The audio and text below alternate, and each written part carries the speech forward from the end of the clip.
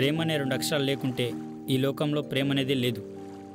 బాధ, అవమానం అనే వాటిని చీల్చుకుంటూ వస్తేనే ప్రేమ అనే పదానికి అర్థం ఉంటుంది. మా ఇంట్లో లవ్ మ్యారేజ్కి ఒప్పుకోరు.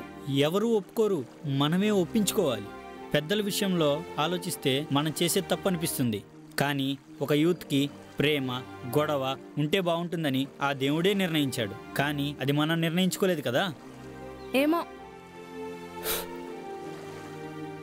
చూడు బంగారం, జాబ్ వచ్చాక నేను మీ ఇంటికి వచ్చి మీ ఇంట్లో వాళ్ళతో మాట్లాడి మనం పెళ్లి చేసుకుందాం, ఓకేనా?